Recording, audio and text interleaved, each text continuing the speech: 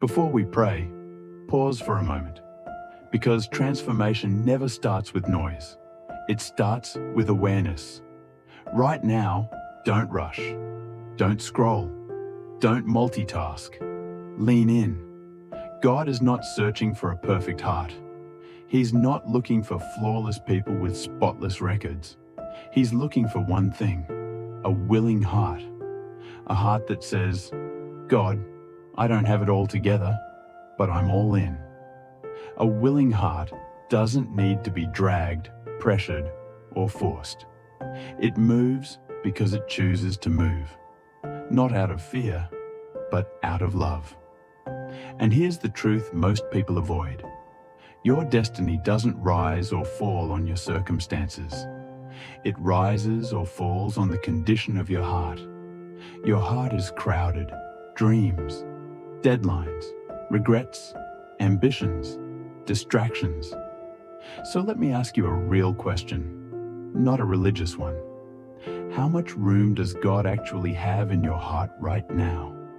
Not on Sundays, not in words, but in decisions. Too many people blame the enemy for a life they never fully surrendered. But the real issue isn't resistance from hell, it's hesitation in the heart.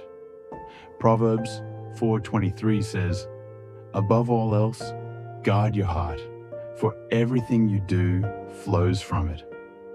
Your heart determines your direction. Your focus shapes your future. When your heart is surrendered, God's will becomes your desire. But when it's stubborn, divided, self-centered, you'll feel restless even in blessings. That's why Hebrews 3:15 warns us.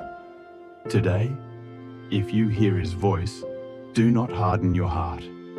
A hardened heart resists clarity. A willing heart responds, even before it fully understands.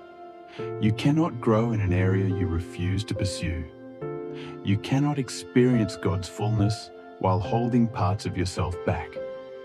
Growth begins the moment you say, Lord, teach me, change me, lead me. Jesus said it plainly in Matthew 15.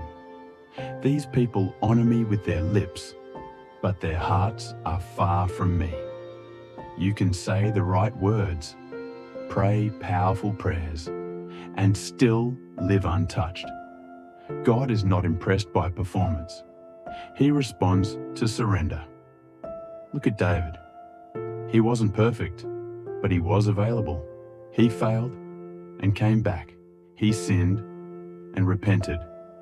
He fell and returned. Psalm 51:10 says, create in me a clean heart, O God. That's the cry of someone who knows success without softness is empty.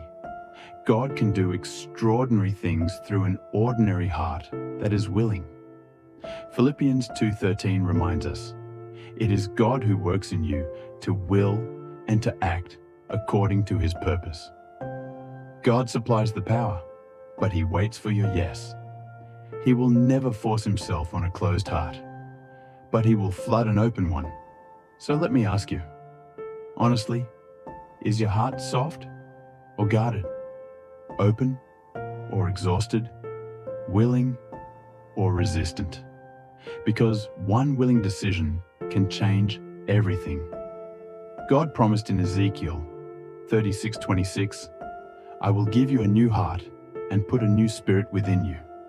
That's not religion, that's renewal. So now, let's pray. Not out of habit, but out of hunger. Prayer, Lord Jesus, I place my heart in your hands. Every desire, every thought, every motive, shape me, refine me, align me. Give me a heart that wants what you want. Not halfway, not conditionally, but fully. Your word says in Psalm 119, with my whole heart I seek you. So today, I choose to seek you again. Remove distractions. Break unhealthy attachments. Create in me a hunger nothing else can satisfy. When my heart wanders, pull me back. When doubt rises, remind me of your truth. When obedience feels uncomfortable, strengthen my resolve. Holy Spirit, fill me with willingness to forgive, to change, to follow. Remove every idol competing for my devotion. Nothing comes before you. Teach me to guard my heart, because I know my future flows from it. I believe you are still working in me, still shaping me, still completing what you began. So today, Lord, I say it clearly. Here I am. I'm willing. All glory belongs to you. In Jesus' name, amen. If this prayer resonated with you, type amen. Not for us, but as a declaration of your willingness before God. And if you need prayer, drop it in the comments. We're honored to stand with you. Grace and peace to you, always.